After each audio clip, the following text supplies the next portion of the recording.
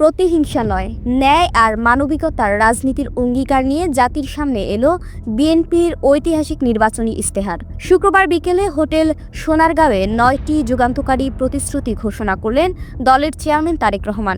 Family card থেকে শুরু করে পেপাল চালুর এই রূপরেখাকে বিএনপি বলছে এটি কোনো সাধারণ প্রতিশ্রুতি নয়, বরং জনগণের সাথে এক নতুন সামাজিক ও রাষ্ট্রীয় চুক্তি।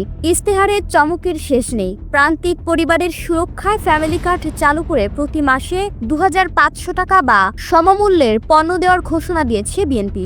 কৃষকদের জন্য আসছে কৃষক কার্ড, যার মাধ্যমে ভর্তুকি ও সহজ ঋণ নিশ্চিত করা হবে। ১ লাখ স্বাস্থ্যকর্মী নিয়োগ, আনন্দময় শিক্ষা ব্যবস্থা আর তরুণদের জন্য মেধাভিত্তিক কর্মসংস্থান সবই উঠে এসেছে এই মহাপরিকল্পনায়। শুধু তাই নয়, ৫ বছরে ১৫ কোটি গাছ লাগানো, ১০,০০০ কিলোমিটার নদী খাল খনন এবং আন্তর্জাতিক পেমেন্ট সিস্টেম পেপাল চালু করে ডিজিটাল অর্থনীতির বিপ্লব ঘটানোর স্বপ্ন দেখছে দলটি। অন্যদিকে জামায়াতে ইসলামীর মতো দল যখন সংকীর্ণ দলীয় এজেন্ডা আর পুরনো চিন্তায় আটকে আছে, তখন বিএনপির এই আধুনিক ও অন্তর্ভুক্তিমূলক ইশতেহার বলছে সবার আগে বাংলাদেশ। ধর্মীয় সম্প্রীতি রক্ষায় সব উপাসনালয়ের নেতাদের সম্মানের ব্যবস্থাও রাখা হয়েছে এতে। লুটপাট আর ভয়ের রাজনীতি বদলে উৎপাদন ও অধিকারের এই নতুন দর্শন ভোটারদের কতটা আকৃষ্ট করে, সেটাই এখন দেখার বিষয়। তারেক রহমানের এই ভিশনারি ইশতেহার কি পারবে নতুন বাংলাদেশ গড়তে?